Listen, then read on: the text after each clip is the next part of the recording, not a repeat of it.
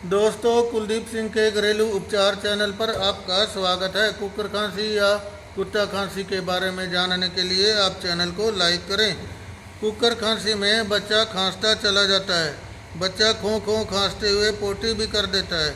आवाज़ के साथ खांसी चलने से इसे कुकर खांसी या वूपिंग कफ कहते हैं।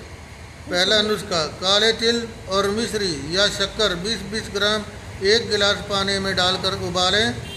आधा घंटा उबालकर छान कर पानी शीशी में भर लें।